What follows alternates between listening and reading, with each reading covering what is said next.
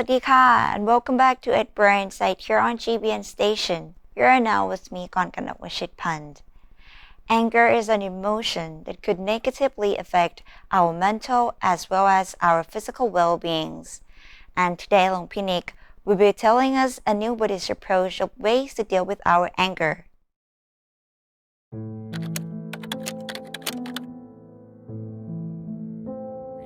Good evening, everyone. I am here now back in Thailand, and today I wanted to talk about the topic of anger. Anger can come in so many spectrum. It can interfere with us from a little small annoyance all the way to rage. But if anger is not managed, if it's not dealt with, people can get into a lot of trouble. And in the Buddhist context, there are three poisons of the mind. It's anger, greed, and delusion. And anger or hatred is one of the three pillars, so it's quite serious. And I know many people are trying to not be angry, but sometimes it's hard to find real tools that can be helpful for us. I think when it comes to anger, what is even more important is that it's a practice and also that is preventative. And this is something that we need to continue to work on a daily basis. So wherever you are regarding your anger, I think all of us can improve. And for myself as a Westerner, I want to improve, but sometimes I don't know the steps. And I think this is where the wisdom of the monastery can be so helpful. But in this video, I just wanted to give you 5 tips that you can use to help you overcome anger.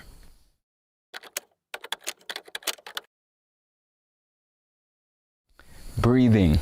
One of the things that our master teach us is to breathe. Take a deep breath. Because how anger works is that it starts with a thought. It enters into our mind, and then what happens next? What happens next is then these thoughts starts to go throughout your body. Your breathing speeds up, your heart rate speeds up, you start to heat up within your physical body. So what we're taught is then let's stop it right there. Don't even let it enter your body. And one of the tools that we have access to is just our breath. Slow it down and stop it at the very forefront. So take a deep breath, slow your heart rate down, slow your breathing down, and again, do not let it start to penetrate your physical body, because when that happens, we've experienced this and it just keeps speeding up. Your thoughts become more angry, your speech then becomes angry, and now the next step is then you'll take actions that displays the anger. And depending on the level that it's at, some people, these kind of actions can be so serious and it can shift your whole world. So while breathing seems so simple, it can be a very powerful tool that we can practice on a daily basis. Just slow everything down and access your breath.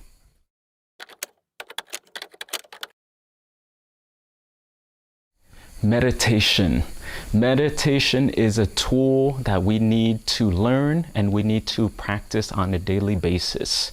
Why meditation is so important is because it helps to purify your mind. Our mind, as we enter into the physical world, into the material world, and we're engaging with it, then our mind gets dirty. It gets clouded. And some interaction, it can piss us off.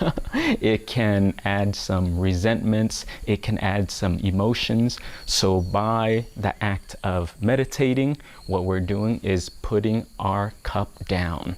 The glass of water that we keep referencing to, put this glass down. Allow the dirt and debris to settle down.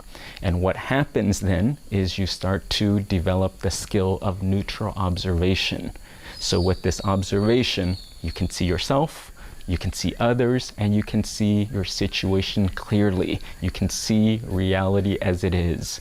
Another way that I can explain it is with this clarity, with this space.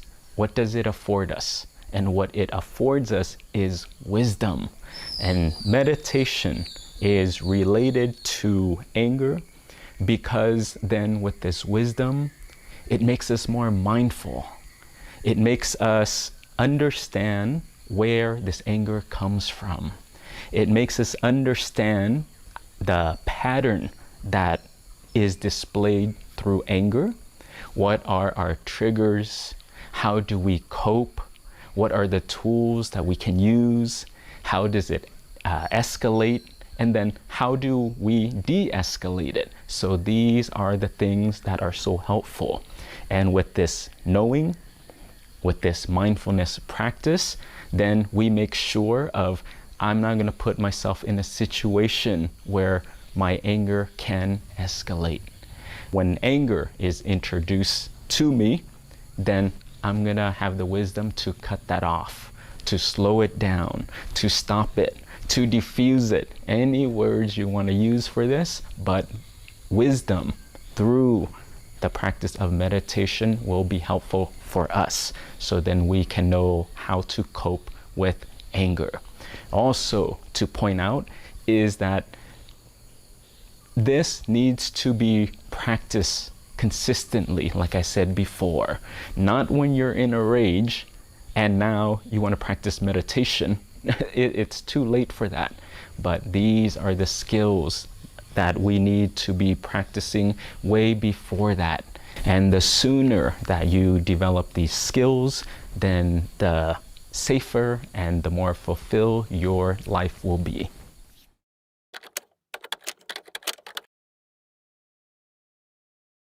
Spread loving kindness. This is something that we do at the end of our meditation, because after meditation, our mind is already still. It's already more clear than what it was before. And many people want to cultivate and have compassion, but it takes time to develop it. And how do we develop it is this, with the spreading loving kindness. And how we start is to spread loving kindness with ourselves. Why do we start here? Well, because it's the easiest, and we want the best for us. We want ourselves to be happy. So then there is no obstacles against that. So let's start to practice spreading loving kindness with ourselves, and we can feel it, and we can access it, and we can connect to that. This is easy. So start there. Then once you do that, you spread loving kindness with your enemies, with people that you may hold a grudge with people that you may have ill will with, but spread loving kindness to them. May these people be free from harm. May they be free from ill will, and just spread this loving kindness, this pure energy that you have. Let's send it to them as well. I shared this in another video before, but in the beginning, you may not connect to it, you may not feel it, and it's normal, because I can't stand this person, and I'm saying these words, I want them to be well, but maybe you may not feel it, and that is okay, and that is normal. But we need to practice it, and practice it, and develop that action first, and slowly as you train yourself, then you will start to feel it. So after we spread loving kindness to ourselves, we spread loving kindness to our enemies, then we can spread loving kindness to those who have passed away. And in this space now, so many people have lost loved ones through natural death, through the COVID pandemic and the things that are happening in this space. But even though they have crossed over to a new dimension, for us, the pure energy that you cultivated during meditation, we can still share it with our loved ones who have passed away. So just like everyone else, we wish them to be healthy, to be happy, to be free from harm and ill will, and just send them this good, pure energy, and they can receive it. And then lastly, we want to spread loving kindness to any beings that we don't even know. And it does not matter where you're at. It does not matter if I know you. It does not matter what religion or background that you come with, but we hope that you are all well. We send this powerful, pure energy to cover all of you. But loving kindness is a practice that we need to do consistently. It will help you to develop a kind, compassionate mind. And this is another way that we counter anger. So keep practicing.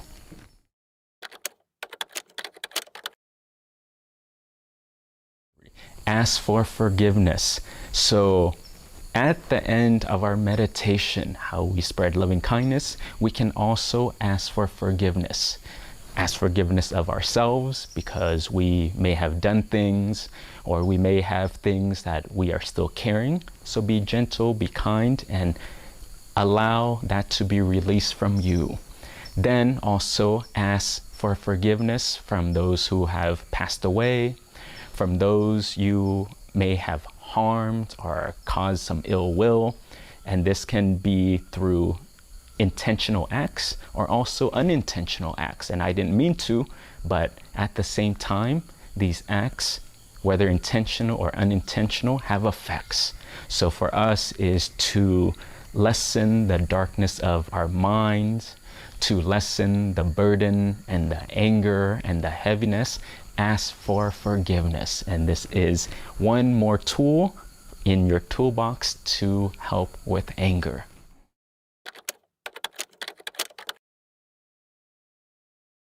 Make resolutions. This one is probably my favorite, and it came from our master. One of the things at the end of our meditation, again, when the mind is bright, still, and clear, now your frequency and your signal is strong, then we want to make a resolution or a wish. And our master teaches us to say this resolution: may others not harm me, and may I not harm others. And for me, I think it is just so beautiful, because when it comes to anger, it goes into a cycle. Other people hurt us, they harm us, they want bad things to us, and they take the action to do it to us. And then what happens next? Because of those actions, now I want to retaliate. And now I'm going to say things, I'm going to think things, and I'm going to do things to go after you. And then this cycle just continues. And then also it keeps escalating. So anger that is cultivated now continues to increase. Now the power of it gets bigger, and who's going to stop it? My answer or my hope is that maybe we can stop it, and just start with us. And in this space, may we have the power to just end it here, and to have the wisdom that I do not want it to continue over and over. And by making these resolutions, it slows down this energy. And I think in this lifetime, hopefully we can end some cycle of anger. So continue to purify your mind and continue to make a resolution for yourself and others that as of now, we do not do any harm to one another. So there you have it. These are the tips and the tools that you can start using and implementing. For those with young children, please teach it to them now. So when they grow up, these tools will help to support them so they're not in difficult situations in the future. And for yourself also, continue to practice these tools. Otherwise, it's too late. When you're heated, when you're angry, and you do not have access to these tools because it's not in your toolbox, it's quite dangerous. And in the beginning, for me, I did not quite grasp the power of it. Really, I'm just gonna sit here. Every day you want me to just kind of make up sending loving kindness. Okay, like imagining asking for forgiveness, imagining just making a resolution, like how does that connect with my real life?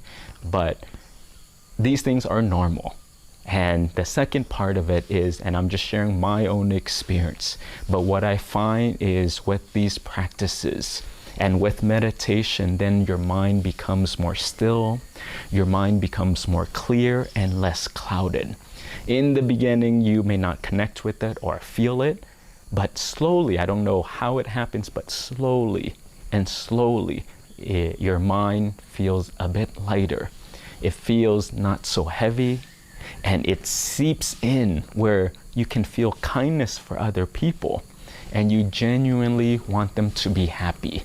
You don't want harm to come upon them, and then you want just goodwill for yourself and other people. And slowly through these practices, compassion slips in, your anger decreases, you're able to forgive easily, you can start to see things more clearly and have a perspective and understanding the anger cycle, and then choosing to not engage, choosing to not be part of it, and even choosing to not continue that cycle.